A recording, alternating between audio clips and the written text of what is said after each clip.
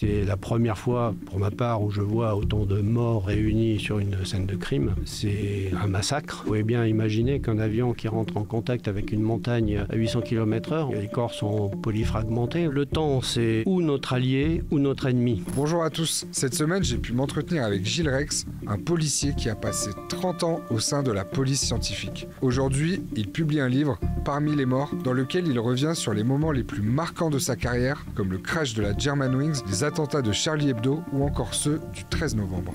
Bonjour Gilles Rex. Bonjour. Est-ce que vous pouvez nous expliquer comment fonctionne votre métier? Vous êtes technicien de scène de crime. Concrètement, ça consiste en quoi? Alors, la police technique et scientifique est un service d'enquête et un service d'aide à l'enquête même, je dirais, qui fonctionne en parallèle avec les services d'enquête tels que nous les connaissons, la brigade criminelle, la BRB, les stupéfiants, les brigades des mineurs. À chaque fois qu'ils ont des affaires sur lesquelles ces services-là sont saisis, ils nous appellent systématiquement. Maintenant, la police technique et scientifique est complètement incontournable dans l'enquête. Nous, notre travail, c'est de les assister sur les faits qui sont commis, des faits délictuels ou criminels, de nous rendre avec eux sur les lieux. Eux vont faire ce qu'on appelle les constatations judiciaires, voir ce qui s'est passé sur les lieux, et nous sommes là pour fixer ces lieux avec des films, des photographies, prendre les traces et les indices qui nous intéressent, et après faire certaines analyses, ou sur place, ou dans nos laboratoires, pour nous approcher au plus près de la vérité et donner à ces services d'enquête des noms, peut-être probables, qui vont être trouvés grâce à des empreintes digitales ou de l'ADN. Donc c'est presque de la science criminelle. Si je devais résumer votre métier, c'est plus proche de Sherlock Holmes que de l'inspecteur Harry. Oui, c'est ça. En fait, cette police technique et scientifique, dans tous ces différents domaines, parce qu'il y a plusieurs métiers maintenant dans cette PTS, donc assiste ces services d'enquête avec la science, avec toutes les technologies modernes qui sont à notre disposition maintenant, l'informatique qui s'est développée considérablement durant les 30 dernières années, les fichiers de police aussi, qui ont été accrus et qui constituent des collections de références pour les empreintes digitales ou pour l'ADN. Il y a plusieurs millions d'individus qui sont dans ces différents fichiers de police et qui nous permettent de comparer toutes les traces qu'on va retrouver sur les lieux. Et votre carrière au sein de la police scientifique, elle s'étale sur plus de 30 ans. J'imagine que vous avez dû assister à des centaines de scènes de crime. Est-ce qu'il y en a une en particulier qui vous a marqué? Je me rappelle d'une affaire, c'était un jeune homme qui avait une vingtaine d'années et qui était malade psychologiquement. Il devait être interné du fait de sa maladie en début de semaine, la semaine qui allait suivre.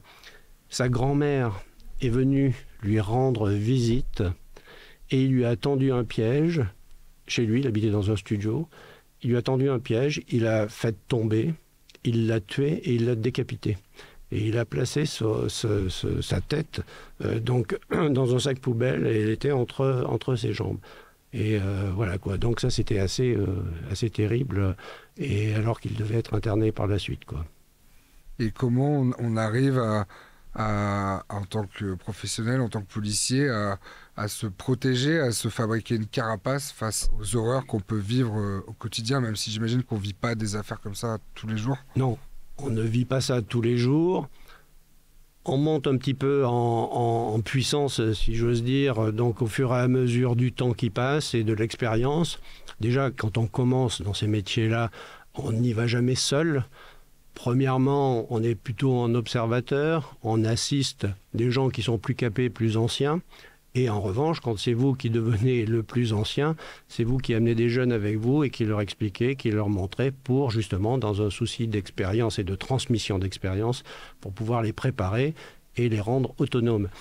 Notre carapace, elle se forme comme ça, un peu au fil du temps.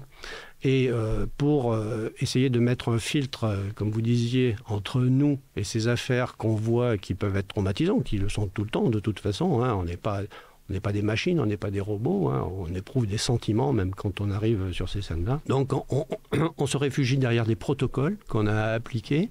On a du matériel aussi technique à notre disposition et rien qu'un appareil photo va nous rendre service pour se protéger derrière un appareil photo. Ça fait déjà un filtre entre nous et le corps. Le fait déjà aussi d'avoir des tenues de protection, des masques, des charlottes, des gants.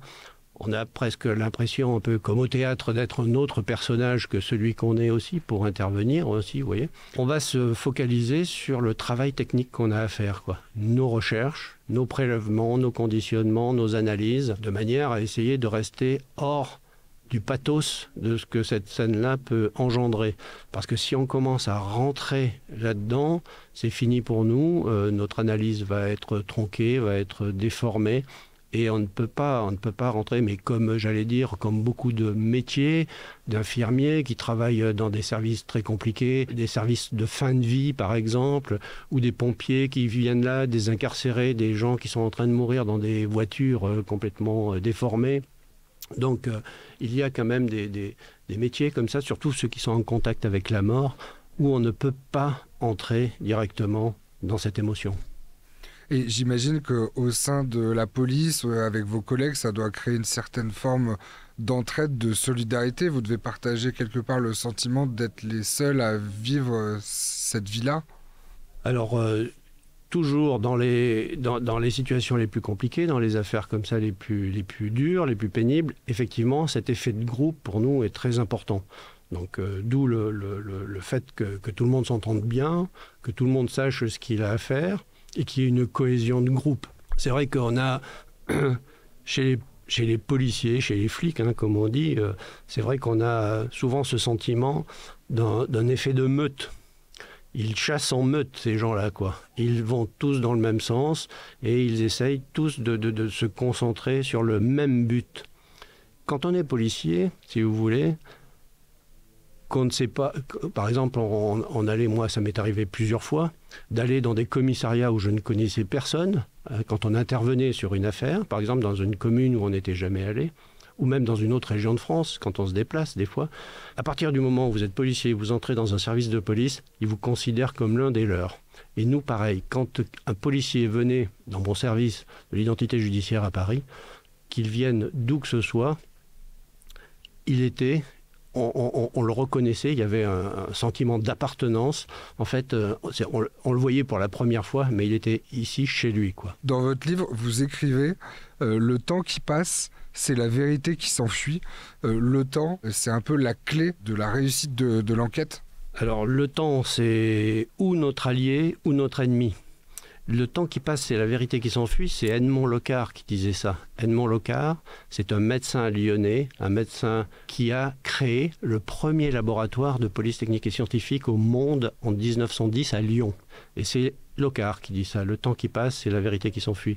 Donc, comme je dis à chaque fois en plaisantant, c'est une phrase philosophique très sympa et sur laquelle on pourrait écrire pendant des heures, sauf que pour des grands philosophes tout va bien, mais pour des flics, cette phrase-là est très anxiogène. Donc il faut qu'on réagisse par rapport à ce temps qui passe, il faut qu'on applique nos protocoles, nos techniques, parce que dans les premières heures et les premières minutes, c'est là où on va découvrir les choses les plus importantes. Une fois que, si on a raté quelque chose sur une scène de crime dans les premières minutes et les premières heures, eh bien si vous revenez le lendemain, une semaine après, tout aura disparu, tout va être chamboulé. On parle souvent de pollution de scènes de crime. J'imagine que pour votre métier spécifiquement, c'est votre hantise. Alors la pollution, c'est autre chose. La pollution, c'est quand quelqu'un vient sur une scène de crime et qu'il n'est pas protégé, il va amener quelque chose de l'extérieur et va venir le déposer sur une scène qui est assez compliquée à traiter comme ça. Et ça ne va pas nous arranger du tout. Ce problème de pollution, c'est toujours Edmond Locard qui disait ça. C'est lui qui avait théorisé ce phénomène de l'échange. Il disait que lors d'un crime, l'intensité criminelle de l'auteur est tellement forte et les émotions qu'il y met finalement sont tellement fortes que l'auteur va déposer sur les lieux de son crime ou sur sa victime quelque chose qui lui appartient. Et quand il va repartir de ce lieu, il va emporter quelque chose de l'univers aussi, de cette scène de crime avec lui. Et ça, c'est le phénomène de l'échange. Et ça, c'est très important parce que les enquêteurs et la police technique et scientifique vont essayer de découvrir sur les lieux ce qu'a pu y oublier l'auteur, son ADN. Aujourd'hui, bien sûr, on pense aux empreintes digitales aussi, mais peut-être aussi à des fibres de ses vêtements, à des cheveux, à tout un tas de choses qu'il aurait pu amener. Et si toutefois il est interpellé, par exemple, si on l'a vu, si on a des soupçons sur une personne qu'on va interpeller à son domicile, on va rechercher dans son environnement, lors aussi des perquisitions qui vont être faites à son domicile, eh bien des choses aussi qu'il aurait pu ramener avec lui sans le vouloir de cette scène de crime. Par exemple, des traces de terre sous une semelle quand il aurait traversé le jardin de la victime, des pollens qu'il aurait sur lui peut-être parce qu'il aurait traversé un massif de fleurs et il aurait mis des pollens sur son pantalon, etc. Vous voyez ? Je rebondis sur ce que vous disiez. La police scientifique, en fait, c'est une invention française, alors que dans l'imaginaire, c'est quelque chose qui vient des États-Unis avec toutes les séries américaines au début des années 2000. Moi, je ne savais pas que c'était une invention française avant de lire votre livre. Non, pas du tout. Les pionniers de la police technique et scientifique mondiale sont français. Le premier, bien sûr, il y a eu Alexandre Lacassagne, le médecin légiste lyonnais, qui a œuvré largement pour ça. Ensuite, il y a eu Alphonse Bertillon, qui est un Parisien, qui lui a inventé l'anthropométrie médico-légale, c'est-à-dire l'identification de récidivistes grâce aux mesures des ossements du squelette d'un individu. Les empreintes digitales, elles, ont été mises au point par un Anglais qui s'appelle Francis Galton en 1892. C'est le premier livre qu'on connaît dans la littérature policière et qui s'appelle Fingerprints. Et c'est lui qui a mis cette technique au point. En fait, sans le savoir, Alphonse Bertillon a commencé à développer cette technique d'anthropométrie médico-légale grâce aux mesures humaines pour identifier des récidivistes. En 1880, il est devenu le roi du monde avec sa technique, finalement. Et en même temps, parallèlement, de l'autre côté de la Manche, les Anglais développaient cette technique des empreintes digitales. Ce qui s'est passé, c'est qu'en 1892, c'est les empreintes digitales qui l'ont emporté sur l'anthropométrie de Bertillon, en fait. Je laisse un peu l'histoire de côté pour revenir au concret. Qu'est-ce que vous faites ? C'est quoi la première chose que vous faites quand vous arrivez sur une scène de crime ? Fixer les lieux. Déjà, s'assurer que le périmètre de sécurité est respecté, de manière à justement que personne ne puisse entrer pour polluer la scène, qui est assez compliquée comme ça. On fixe les lieux avec des photographies, des films, maintenant des scans 3D de l'intérieur de chaque pièce, quand on est d'ailleurs en intérieur comme en extérieur, on peut faire ça. Et ensuite, on va poser les cavaliers. Les cavaliers, vous savez, ce sont les petits plots jaunes avec des lettres ou des numéros, à côté des objets qui nous intéressent, l'arme, une tache de sang, un objet cassé, déplacé, etc. On va refaire toutes les photographies du général au particulier. On va prendre le plan des lieux au centimètre près comme un plan d'architecte pour joindre ce plan à l'album photographique qui sera fait. Pourquoi on fait ça ? Parce que fixer les lieux est très important pour les gens qui vont travailler sur l'affaire par la suite. Que ce soit les juges d'instruction ou des avocats, ou alors quand on va présenter toute l'affaire aux assises, quand il y aura un procès, si on interpelle les individus. Et donc, ils vont pouvoir se rendre compte comment était la scène au moment où on l'a découverte. Avant de toucher à quoi que ce soit, c'est ce qu'il faut qu'on fasse. Ensuite, une fois que ça est bien fixé, que tout est bien fixé, on va pouvoir effectuer les prélèvements. Alors, les prélèvements, on peut faire des recherches aussi avec des lumières, vous savez, des crimescopes, les crimelight, etc. Ou avec des pulvérisations pour rechercher des traces de sang effacées, avec le luminol, le Blue Star.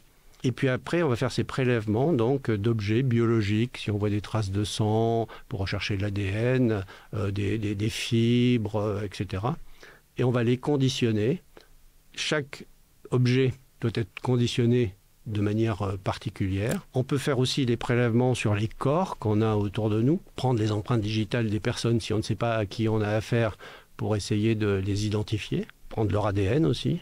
Tous ces prélèvements, toutes ces traces et ces indices sont donnés au service enquêteur ce service enquêteur qui est là en même temps que nous, les procéduriers de la brigade criminelle par exemple, eux notent tout ce qui se passe, tout ce qu'ils voient, décrivent les lieux de manière très précise, puisqu'en France, la procédure criminelle est écrite, toutes les procédures sont écrites. Ils vont placer sous scellé tous les prélèvements qu'on a faits, quoi.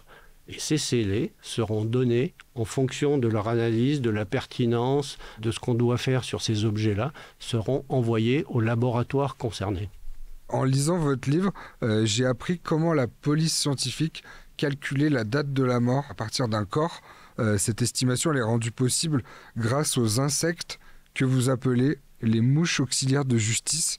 Vous pouvez nous expliquer comment ça marche ? Oui, alors effectivement, on se sert quand il y a des corps dégradés sur lesquels des insectes sont à l'œuvre, c'est-à-dire, pour parler clairement, quand des asticots sont en train de se nourrir sur les chairs dégradées, en fait, les insectes viennent pondre leurs œufs, puisque en fait, différentes espèces de mouches, des diptères, hein, il y a plusieurs milliers de variétés en France, en Europe et dans le monde, hein, sur tous les continents, même sur la banquise, il y a des insectes. Donc, mais en France, donc on a déterminé depuis plus de 100 ans aussi que différentes escouades de mouches, différentes variétés de mouches, venaient pondre sur des corps en décomposition, mais pas au même moment. Chacune va être intéressée par un certain moment de la mort. Par exemple, la première escouade va être intéressée dans les premières heures de la mort. Si elle découvrait le corps au bout de 3 jours, ça ne l'intéresse plus. Elle ne pondra pas sur ce corps. Une deuxième escouade viendra un peu plus tard, etc. Jusqu'à 8 escouades pendant plus d'une année. Mais ce sont les 3 premières escouades qui vont intéresser les entomologistes pour déterminer la date de la mort. Ce sont nos collègues gendarmes de l'IRCGN, de l'Institut de recherche criminelle de la Gendarmerie nationale, qui ont un laboratoire d'entomologie médico-légale et qui vont élever les insectes que nous prélevons sur les scènes de crime ou sur les corps qu'on découvre. Moi, ça m'est arrivé plusieurs fois de faire cette opération-là. Donc, on prélève des asticots sur les corps vivants, on les transmet à nos collègues gendarmes et eux vont les élever à une température constante chaque jour dans des incubateurs. À un certain moment, on va avoir le nombre de degrés avec lequel ils ont été élevés jusqu'à ce que la mouche sorte de la chrysalide. Du coup, la température est très importante. Alors justement, voilà, c'est le phénomène qu'il faut comprendre chez un insecte, c'est qu'ils ne grandissent pas, ils ne vieillissent pas comme nous. Nous, on se fixe des jours, des minutes, des heures, des semaines, des mois et des années pour vivre et grandir. Voilà, c'est comme ça qu'on établit notre âge. Mais un insecte, et les diptères, les mouches, évoluent en fonction de la température qu'elles accumulent dans leur corps entre la ponte de l'œuf et la transformation totale. Un cycle, en gros, sur une vingtaine de jours, le cycle peut être effectué. Mais nous, quand on trouve les asticots sur le corps, on ne sait pas quel âge ils ont. On les fait donc élever par les gendarmes qui vont les élever. Une fois qu'ils vont les avoir élevés, on sait quel jour ils les ont reçus, on sait quel jour la mouche est sortie. Là, on a le degré de température connu en incubateur. Il reste à retrouver le nombre de degrés qui manquent en remontant dans le passé, en disant le jour où vous les avez trouvés, quelle température faisait-il sur les lieux. C'est pour ça qu'on prend la température quand on fait les prélèvements. Et la veille, quelle température faisait-il ? Eh bien, on va appeler une station météo. Et il y a 3 jours, et 4 jours avant, et 5 jours avant. Et on va remonter comme ça jusqu'à ce qu'on retrouve le nombre total de degrés de température qu'il faut à cette espèce pour avoir son développement complet. Et on va s'apercevoir que peut-être 5 ou 6 jours ou 10 jours avant, l'œuf a été pondu sur le corps à cette époque-là. D'où l'expression mouche auxiliaire de justice. Et on a une marge d'erreur d'à peu près combien de temps ? La marge d'erreur est très faible. Les gendarmes arrivent à remonter des affaires comme ça de manière très intéressante. Ils parlent d'1 jour par mois à peu près, quoi. Donc c'est très faible. Au jour près, et des fois à la demi-journée près, ils peuvent dire quand la mouche a pondu. Et ça, c'est important pour les enquêteurs. C'est important pour des enquêteurs de savoir que si la mouche a pondu ce jour-là, c'est que le corps était là ce jour-là. Là, c'est pas de la science, là, c'est la nature. La nature est encore plus forte que la science, elle ne ment pas, quoi. Et dans votre livre, justement, vous racontez que cette passion pour les mouches, pour les insectes, c'est quelque chose que vous aviez déjà jeune, enfant, adolescent, que vous avez retrouvé plus tard dans votre métier finalement. Ben moi, j'ai été élevé dans une ferme au cœur du Limousin. Donc, si vous voulez, pour nous, toutes ces saisons qui passent, ces naissances, la mort, les insectes autour de nous, les oiseaux, les animaux, pister des lapins dans la neige. Donc, tout ça, c'est quelque chose, moi, qui m'était très familier. Je suis d'ailleurs aujourd'hui même apiculteur amateur. J'ai quelques ruches. Et quand j'ai vu effectivement que dans ce genre de métier, je pouvais redevenir ce que j'appelle pisteur-tracker, là, un peu, en recherchant des traces et des indices. C'est ce que je faisais quand j'étais gamin aussi, quoi. Hein. Donc, sauf que là, je le faisais sur des scènes pour rechercher des traces laissées par des hommes. Et en plus, il y a donc l'entomologie médico-légale, mais il y a aussi l'odorologie que les policiers développent aussi, hein, puisqu'on peut aussi retrouver des traces d'odeur. L'odeur nous est unique à chacun d'entre nous. Et quelqu'un qui touche un objet, il va y laisser une trace d'odeur. Et on peut prélever cette trace d'odeur et la faire analyser, comparer avec des chiens qui sont à éculie, hein, des chiens qui sont formés spécialement pour ça, avec quelqu'un, cette odeur retrouvée sur l'objet, avec quelqu'un qu'on va soupçonner, à qui on va faire aussi malaxer un coton, on va prendre son empreinte d'odeur, et on va pouvoir demander à des chiens de nous dire si l'odeur retrouvée sur l'objet correspond bien à l'odeur de l'individu qu'on soupçonne. Ça, c'est quelque chose que je ne connaissais pas non plus. C'est assez méconnu. On connaît les empreintes, l'ADN, mais l'empreinte olfactive, c'est quelque chose d'assez méconnu quand même. L'empreinte olfactive, c'est au début des temps, si vous voulez, c'est la première des reconnaissances, l'odeur que l'homme a eu. C'est quelque chose qu'on a oublié, qu'on a perdu maintenant, hein, mais l'odorat des premiers hommes était bien plus développé que celui qu'on a aujourd'hui. Dans le système scientifique du vivant, l'odeur est un des marqueurs les plus importants.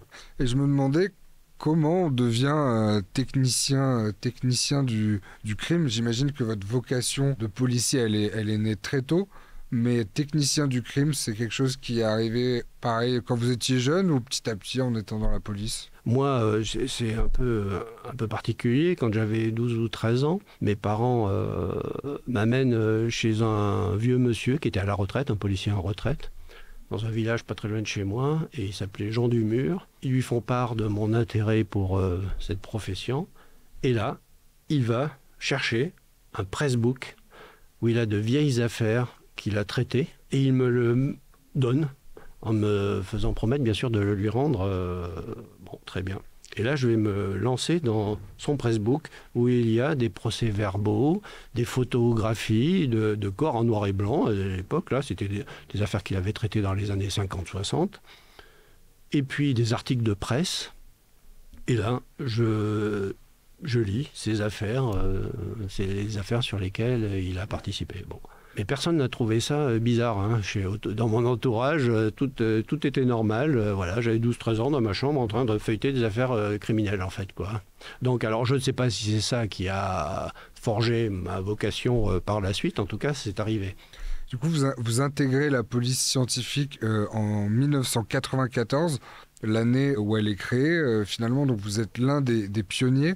D'ailleurs, je crois que c'est la même année où est intégré le fichier d'empreintes comme outil d'enquête dans la police nationale. 4 ans plus tard, il y aura les fichiers ADN. J'imagine qu'au départ, on devait vous prendre un peu pour des ovnis dans la police. Alors elle n'est pas créée en 1994. Hein. Elle est créée donc depuis Bertillon. Hein. C'était 1880. Donc ça faisait déjà un paquet de temps que tout ça existait. Mais évidemment, dans les années 90, ce qui se passe, c'est ce qui va révolutionner un peu ces techniques-là, c'est cette avancée de la technologie et de l'informatique. L'informatique arrive dans les services. Nous, on voit arriver les premiers ordinateurs qui écrivaient en verre, hein, avec des grosses disquettes carrées qu'il fallait qu'on mette à l'intérieur, comme ça. Et puis les budgets qui se développent. En fait, c'est deux ministres de l'époque, deux ministres de l'Intérieur de l'époque, qui vont booster un petit peu cette police technique et scientifique. C'est des lois, des instructions qui sont données par Pierre Jox dans les années 80, et puis après qui ont été continuées par Pasqua. Et donc les moyens sont là et vont être développés. Le fichier automatisé des empreintes digitales, en priorité, entre 1987 et 1994, où là, il va devenir effectif pour nous sur Paris. Et puis après, bien sûr, il va y avoir en 98 le fichier des empreintes génétiques. Et puis les moyens qui vont aller avec. En plus, c'est une anecdote, mais pour nous, c'est important. Tout à l'heure, vous parliez des séries américaines. Moi, j'entre dans la police en 1994. À cette époque-là, effectivement, on nous prend un peu pour des huluberlus parce que ça marche ou ça marche pas. La police technique et scientifique ne s'occupe que des grosses affaires, mais pas des affaires qui concernent le particulier en police de proximité, comme on appelle à l'époque. C'est-à-dire que le cambriolage, on n'y va pas. Les voitures cassées, on s'en occupe pas. En fait, on fait rien de tout ça, pas de petits délits. Et c'est Pierre Jox qui dit si, maintenant on va aller chez tout le monde, on va développer ça, et puis il faut s'occuper des problèmes de chacun. Il n'y a pas que des grosses affaires, il faut aller voir tout le monde. Et donc, moi, quand j'entre en 1994, tous les policiers de l'époque qui sont dans les services d'enquête, ils disent oui, d'accord, encore des nouveaux qui vont nous proposer des trucs dont on n'a pas besoin. De toute façon, on les appellera pas, on n'a pas besoin d'eux, on va faire comme d'habitude à l'ancienne. Hein. Et effectivement, grâce à ces fichiers d'empreintes digitales qui se développent, on n'a qu'à taper dedans, hein. C'est-à-dire qu'on va aller rechercher des traces sur les affaires, on les rentre, et ça match en fait très rapidement. Et donc on va faire beaucoup d'affaires comme ça positives qui vont se développer. Ces affaires-là vont encourager les services d'enquête à nous faire appel encore. Hein. Donc c'est la boule de neige si vous voulez. Donc et voilà, ça se passe comme ça. Et donc la cerise sur le gâteau, c'est en 2000 arrivent ces séries américaines, là, les experts Miami et compagnie. Et là ça met un coup de projecteur sur cette profession. Nous-mêmes, on est complètement étonnés. Et aux yeux de tout le monde et du grand public aussi en particulier, on devient les experts. Voilà. Donc quand on arrive avec nos valises et tout, tout le monde s'écarte un peu devant nous. Même nos collègues qui nous prenaient pour des blaireaux 6 ans auparavant, d'un seul coup, on devient des gens incontournables et tout. Non, mais c'est vrai. On vous appelez les experts au Oui, bien sûr. Ah, voilà, les experts et tout. Bien sûr, ouais. C'est complètement étonnant. Donc on va aussi se servir de ça.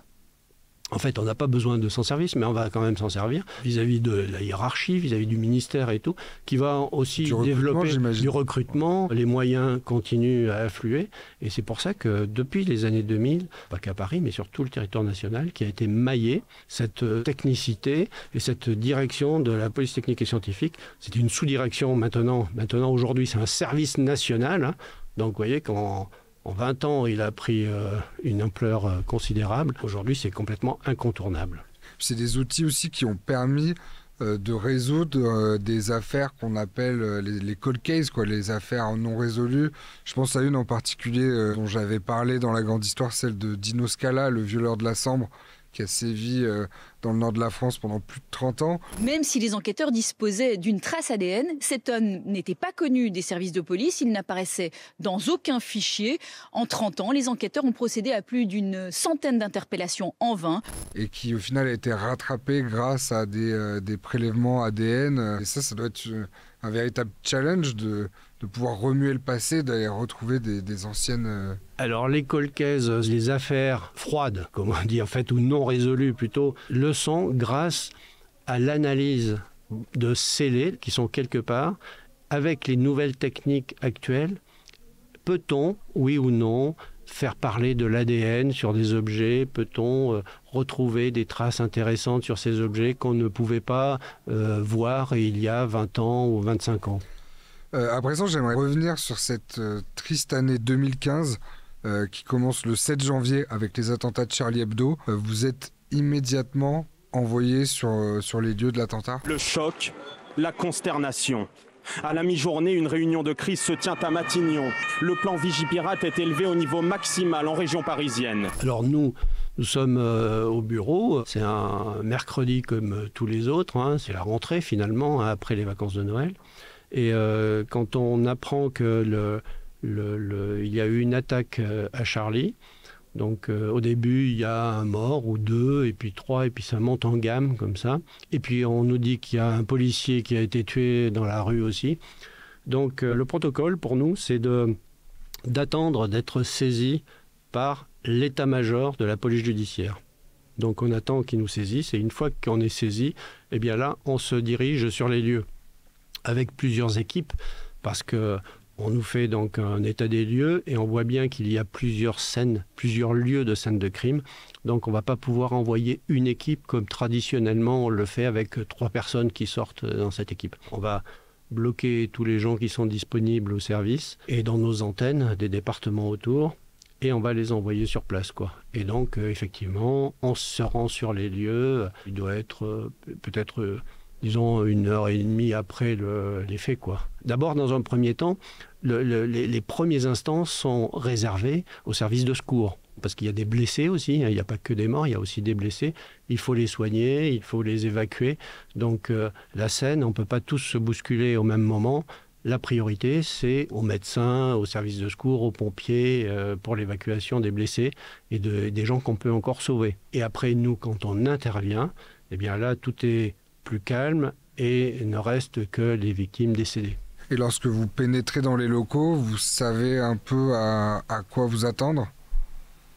Eh bien, on s'attend à un chamboulement psychologique assez fort, hein, puisque là, c'est la première fois, pour ma part, où je vois autant de morts réunis sur une scène de crime. C'est un massacre, en fait, hein, c'est horrible. Donc, il y a des gens qu'on doit normalement connaître, puisqu'on les connaît tous, médiatiquement, ils sont connus, mais moi, je n'arrive pas à les reconnaître. Hein. Il n'y en a qu'un que je reconnais, c'est Bernard Maris, puisque je suis fan de ses chroniques économiques quand il passe à la télévision, mais les autres, je ne les reconnais pas. Donc il faut qu'on intervienne sur un événement comme ça, où on sent bien, au fur et à mesure où les premières demi-heures passent, qu'on est dans autre chose qu'une simple scène de crime classique. Alors on sait bien que des terroristes sont rentrés en criant « Allahu Akbar », mais on se doute que l'impact, là, va être immédiat et national, au moins.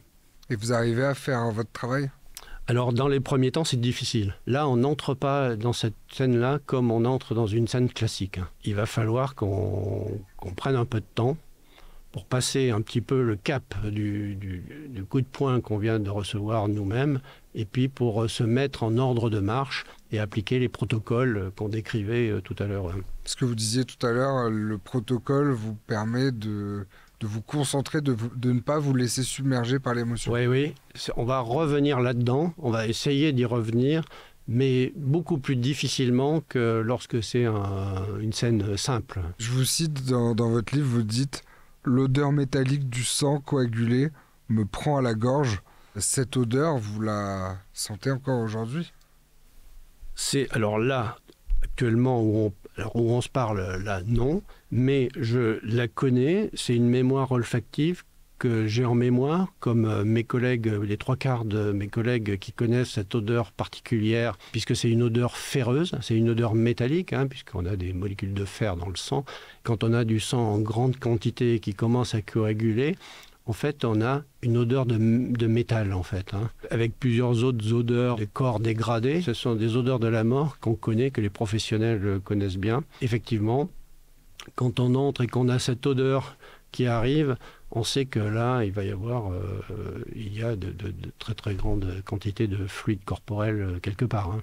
Je vous parle d'odeurs aussi parce qu'elles sont très présentes dans votre livre, les odeurs. Et la mémoire olfactive, c'est la plus puissante des mémoires. Et justement, je me demandais comment vous arriviez à mettre à distance ces épisodes qui, même si c'est votre métier, ce sont des épisodes traumatiques. Oui, alors j'en reviens toujours, mais moi je me base sur ce dont on parlait, sur mon enfance. Tout ce que j'ai vu, connu, les odeurs ont toujours fait partie de mon éducation et de ma progression et de ma construction, si vous voulez. On a ces odeurs-là à la campagne. On arrive à reconnaître des lieux dans lesquels on se trouve en fonction des odeurs et des saisons. Ça rejoint ce que vous disiez sur l'enquêteur Pister Tracker. Tracker. Voilà, c'est ça. Là, ça me saute au nez, c'est sûr. Je sais qu'on va être dans un truc très compliqué, Mais c'est pas une odeur, c'est une odeur que je connais et que j'ai déjà trouvée sur d'autres scènes de crime aussi, quand même. Hein. Et vous dites également qu'en rentrant chez vous le soir des attentats de Charlie Hebdo, je prends une douche qui ne me lave de rien, ni de l'odeur, ni d'une forme de colère inexpliquée qui monte en moi. Oui, alors pour l'odeur, c'est vrai, l'odeur vous la gardez pendant plusieurs heures, même si vous n'êtes plus dans l'univers où elle est. C'est tellement marquant, en fait, c'est une empreinte olfactive, mais c'est une empreinte mentale aussi. Elle est tellement prégnante que vous la ressentez plusieurs heures après.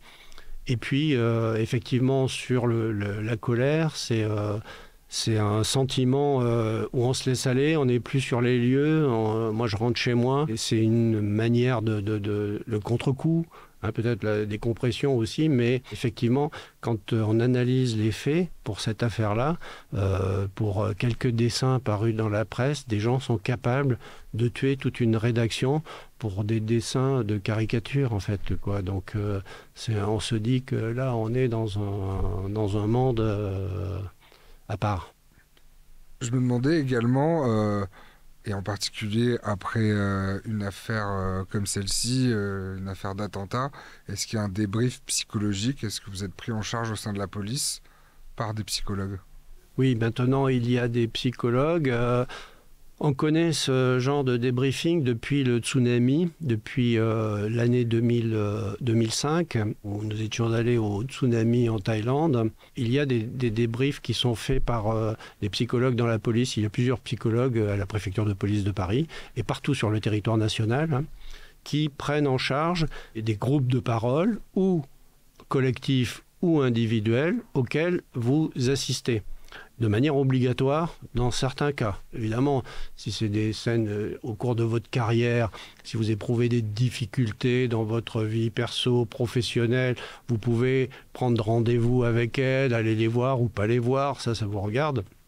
Mais sur des cas comme ça particuliers, où il y a de très fortes tensions et où ça a été très fort psychologiquement, là on vous oblige à aller voir ces psychologues. Et c'est très bien parce qu'elles mettent des mots sur des choses qu'on a vues, entendues ou peut-être pas bien comprises. Ce sont des professionnels qui aident à ce que ça aille mieux quand même. Et des affaires comme ça, est-ce que celle-là et même d'autres un peu plus classiques, si je puis dire, quand on rentre chez soi, quand on est dans sa sphère privée, avec sa famille, avec sa femme, ses enfants, est-ce qu'on en parle ?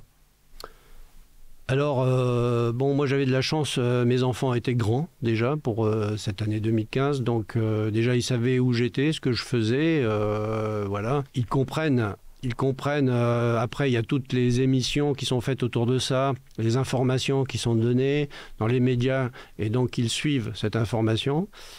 Mais on n'en parlait pas beaucoup. Enfin, moi, je vais pas expliquer dans le détail ce qu'on a fait durant la journée. D'abord, pour plusieurs raisons. Premièrement, les enquêtes sont quand même confidentielles. Hein. On ne va pas dévoiler ni à notre sphère privée, ni dans le public, ni à nos voisins ce qui est en train de se passer dans les services d'enquête, hein, puisque les enquêtes sont toujours en cours. Hein. Et puis, c'est aussi une manière de protéger l'univers autour de nous. On n'a pas à parler de choses tragiques ou gore ou des choses qu'ils n'ont pas à savoir et qu'ils s'imaginent naturellement de toute façon. Ok, une forme de non-dit, je sais que tu sais ce que je vis. Ouais, voilà. On s'assure que tout le monde va bien, que celui qui le vit aille bien et que dans l'entourage, tout se passe pour le mieux aussi pour eux. Mais on n'a pas besoin, on ne fait pas de débriefing à la maison, quoi. Enfin, chez moi, non. J'aimerais parler d'un autre outil policier que vous évoquez lors de l'attentat de l'Hypercacher, donc qui se déroule juste après Charlie Hebdo, c'est le portrait robot. Et vous dites que vous êtes assez sceptique sur cette technique policière. Est-ce que vous pouvez nous expliquer pourquoi ? Non, alors je ne suis pas sceptique, je suis comme les trois quarts des policiers. Le portrait robot, s'il est bien fait, c'est quelque chose qui peut être utile. Mais s'il est mal fait, ça peut être aussi catastrophique de l'autre côté. C'est-à-dire qu'un portrait robot, c'est un logiciel informatique qu'on va renseigner avec des languettes pour les yeux, le nez, la bouche, etc., sur les déclarations de la victime.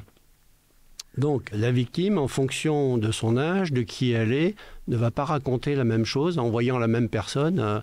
Ce que je dis, c'est que pour une grand-mère de 80 ans, quelqu'un qui a 35 ans, c'est une toute jeune personne. Si vous demandez à un enfant de 8 ans, lui, il va dire que c'est quelqu'un de très vieux quand même, à 35 ans. Bon. Donc il faut que la personne qui maîtrise ce portrait robot soit bien formée et soit en capacité de le faire au mieux. C'est aussi une différence un peu de culture policière et judiciaire. Vous me dites si je me trompe, mais je crois qu'en France, c'est très peu utilisé. Alors, par exemple, nos voisins belges l'utilisent beaucoup plus. C'était le cas d'ailleurs pour l'histoire que j'évoquais tout à l'heure. Le violeur de la Sambre, il y avait un portrait robot qui était diffusé en Belgique. En France, il n'était pas diffusé. Donc, effectivement, hein, ça dépend. C'est des cultures. Mais ce sont les services d'enquête qui décident, qui le décident. Nous, à l'identité judiciaire, enfin, au service de police technique et scientifique, on établit le portrait robot. C'est nous qui avons les logiciels et puis les gens pour établir le portrait robot. C'est en police technique et scientifique qu'on reçoit les victimes et on établit le portrait robot, on l'imprime, on le donne aux services enquêteurs et après, à charge pour eux, en relation avec les magistrats, les juges, le procureur, etc., de savoir si on diffuse ou si on ne le diffuse pas. Celui d'Hamidi Koulibaly n'a pas été diffusé. Bon, là, c'était autre chose. Il était connu, il était identifié. On savait à qui on avait affaire. Voilà, il n'a pas été diffusé dans la presse. On leur a reproché après, d'ailleurs, au service enquêteur. Mais ça, c'est une problématique du service enquêteur. À présent, j'aimerais parler du crash de la Germanwings. Donc, le 24 mars 2015, un A320 de la compagnie Germanwings se crache près de Barcelonnette dans les Alpes de Haute-Provence. Un crash provoqué par le suicide du copilote Andreas Lubitz. Vous êtes immédiatement envoyé sur les lieux. Alors, dans le cas de ce crash d'avion, la gendarmerie, l'IRCGN, l'Institut de recherche de la gendarmerie qui se trouve à Cergy-Pontoise actuellement, est envoyé sur place pour mettre en place les premières recherches en montagne et puis pour installer dans un hangar qui est prêté par le conseil régional, donc l'endroit où vont être établies des chaînes d'autopsie. Parallèlement à ça, donc je vous disais qu'il y a les gendarmes, ça c'est eux, l'IRCGN, et la police à Écully. Donc ça c'est notre vitrine Écully, c'est le siège du service national de police scientifique. Et eux-mêmes donc coordonnent tous les spécialistes de cette unité d'identification de victimes côté police. Eux vont se rendre dès le lendemain du crash de l'avion sur les lieux, puisque donc on mélange toujours dans ces cas-là des équipes gendarmes et des équipes police. Ils travaillent ensemble, ils se connaissent et tout va bien.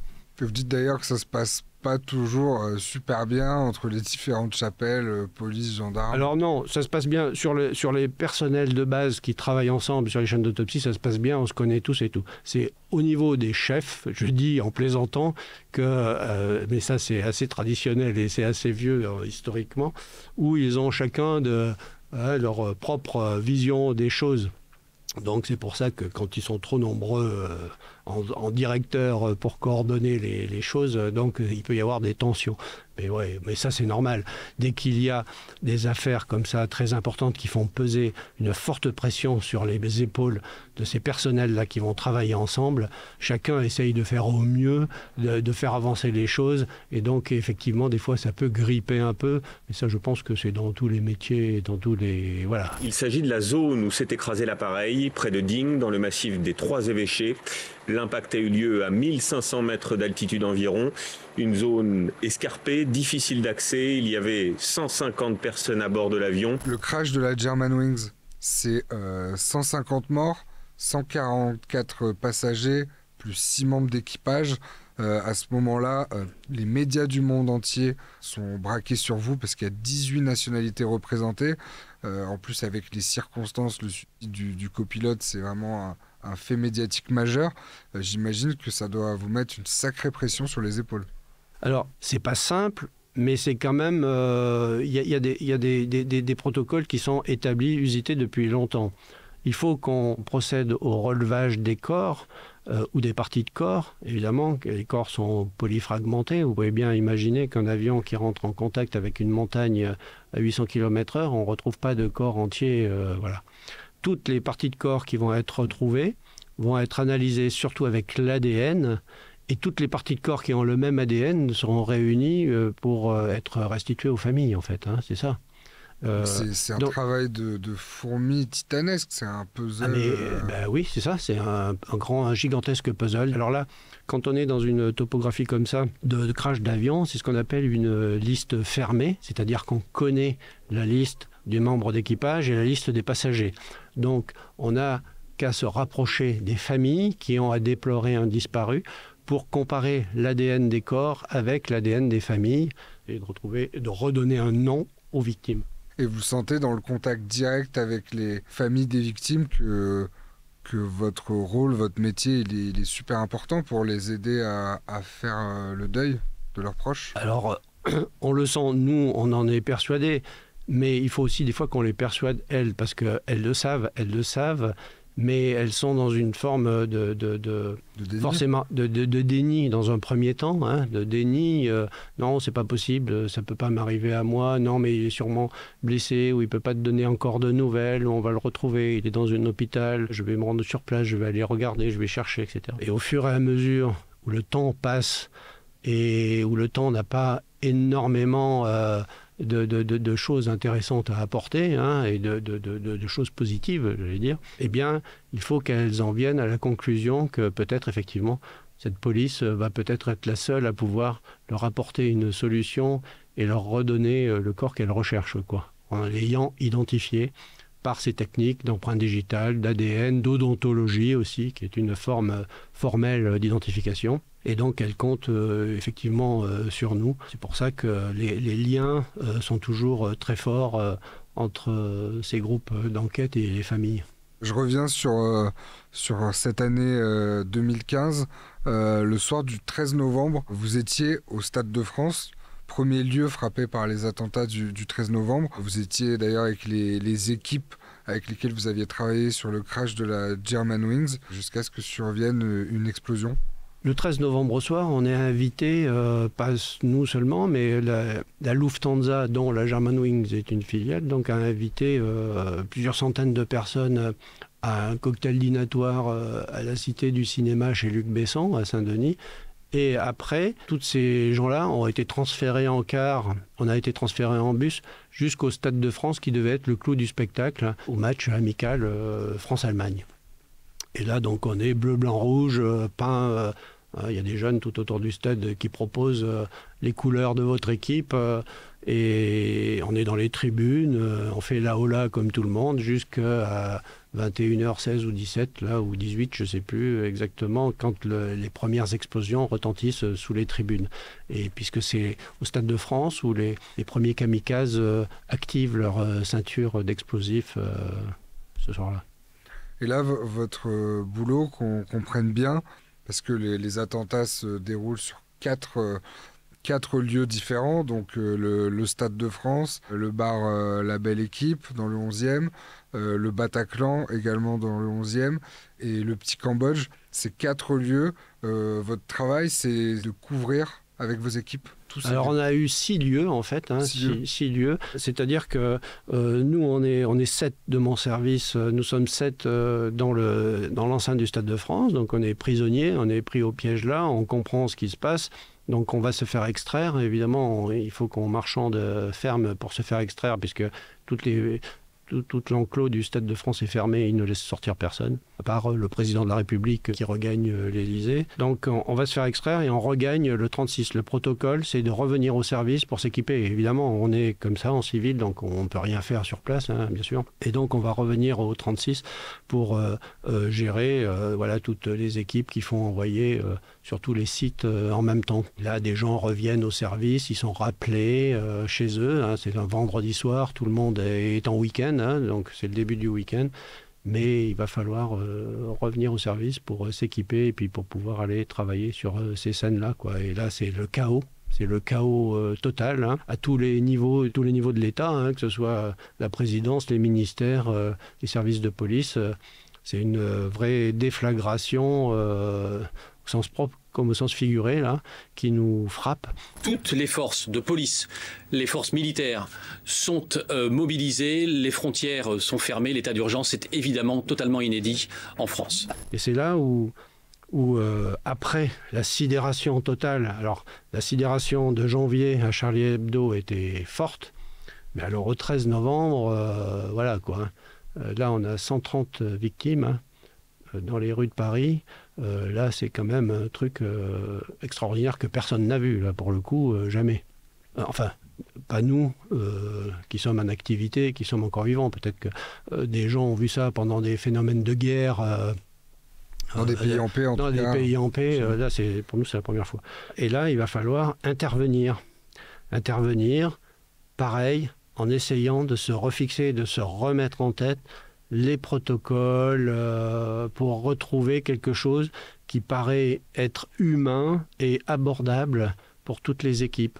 C'est pour ça qu'on applique aussi, qu'on a mis en place les découpages par secteur sur chaque scène de crime quand elle est trop grande et trop importante, pour mettre plusieurs équipes sur certaines zones pour que chacun puisse rester dans des périmètres acceptables pour ne pas être noyé sous l'ampleur de la tâche, quoi. La tâche est monumentale, la charge émotionnelle est énorme. Je ne vous demande pas si vous étiez préparé à ça, parce qu'on n'est jamais préparé à ce genre de choses, mais vos services, ils sont arrivés à faire leur travail ? Oui, bien sûr, on est arrivé à faire le travail, mais là, vous êtes pris avec l'adrénaline, hein, c'est-à-dire que c'est comme une compétition là, de très haut niveau. Là. Vous savez que de toute façon, il n'y a pas le choix. Il va falloir rentrer dedans, puisque c'est à vous à le faire. Là pour le coup, c'est vous qui êtes au front, là, au premier rang. C'est dans ces moments-là très, très durs, très difficiles à vivre, que ça donne encore plus de sens à votre métier, que vous êtes senti d'autant plus fier d'être policier ? Alors, là, franchement, quand on est là au cœur de ce genre d'événement, on est fier de rien. On n'a pas de sentiment ni d'ego, ni de rien du tout. On pense à une seule chose, c'est aller au bout de la mission, essayer de faire quelque chose qui va servir et qui va donc essayer de résoudre cette enquête. Même si là, si vous voulez, l'enquête, elle est presque résolue à la base, hein. On sait ce qui s'est passé. On connaît les auteurs, puisqu'ils sont quasiment tous morts. Il y en a un qui est en fuite. Ils sont tous morts. On sait quel est leur mobile. On sait quelles armes ils ont utilisées, des kalachnikovs et des ceintures d'explosifs. On sait pourquoi, à peu près, quand même, hein, leur idéologie. Donc là, tout est résolu. La problématique qu'on a, nous, en police technique et scientifique, et puis les services d'enquête aussi, c'est identifier les victimes. Parce que les victimes, on ne les connaît pas toutes, surtout celles qui sont au Bataclan, qui dansent, qui ont leurs affaires personnelles qui sont au vestiaire et qui n'ont rien sur elles à part un téléphone qui sonne. Donc là, il va falloir qu'on remette en place le protocole dont on a parlé pour l'identification des victimes de catastrophes, se rapprocher des familles et comparer les ADN, se rendre au domicile peut-être des disparus pour rechercher des empreintes digitales, etc., de manière à pouvoir les identifier. C'est pas la problématique du crime, là qu'on connaît dès le début, mais c'est la problématique de qui sont les victimes. Aujourd'hui, vous êtes à la retraite. Tous ces morts que vous avez côtoyés durant votre longue carrière, est-ce qu'ils vivent encore avec vous ? Vous arrivez à mettre tout ça derrière vous ? Alors, il y a plusieurs phases. La phase là que je suis en train de vivre à la minute même où on est en train de parler, eh bien évidemment, puisque vous me posez les questions, je revis les instants et je les revois et je me les remémore et je peux vous en parler. Quand je vais sortir d'ici, je vais peut-être repenser à notre entretien encore quelque temps, mais il faut aussi en sortir un peu, des fois. Et donc, je ne fais pas que ça, que penser à ça non plus. Donc, j'ai une vie qui est assez pleine, assez bien chargée, et puis gaie et agréable aussi. Donc, je m'occupe de différentes activités. Des abeilles, des abeilles, par exemple. J'aime beaucoup le théâtre, l'écriture, je participe à des ateliers, etc. L'art dans tous ces domaines, le dessin, la sculpture, je soude de la ferraille recyclée. Donc, en fait, voilà quoi, je m'occupe, mais comme j'ai toujours fait. En fait, durant toute ma vie professionnelle, j'ai nourri ma vie donc d'activités en parallèle de mes activités policières. La mort, c'est pas la vie, quoi. Hein. Donc voilà, il y a un temps pour tout. Il faut dissocier un peu les deux, être bien dans ses baskets dans les deux domaines, si vous voulez, mais tant qu'on vit, il faut vivre, quoi. Il faut la vivre, cette vie qui est fragile, fugace, mais qui est belle aussi. Donc il faut la vivre pleinement et sans se poser des problèmes quand ils n'existent pas. Quand tout va bien, il faut savoir que tout va bien, en profiter, rester positif et heureux, selon moi. Après, en fonction de votre métier, de ce que vous avez à faire, des contraintes qui vont être les vôtres, il y a des métiers qui sont un peu atypiques, un peu particuliers comme celui que j'ai fait, mais il faut aussi savoir en sortir.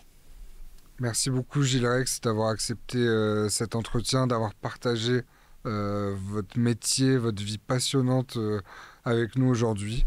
Merci beaucoup, merci à vous. Merci à tous d'avoir regardé cet épisode jusqu'à la fin. Si ça vous a intéressé, je vous incite à regarder le premier épisode consacré à la criminalité organisée avec l'écrivain italien Roberto Saviano, menacé de mort par la mafia. Et n'hésitez pas à me dire en commentaire les profils de personnes que vous aimeriez voir dans ce format. Avant de vous laisser, j'aimerais remercier toutes les personnes chez Brut qui m'ont aidé à réaliser cet épisode, en particulier Fred Guiraud à l'image, et je vous dis à très vite pour un nouvel épisode de La Grande Histoire.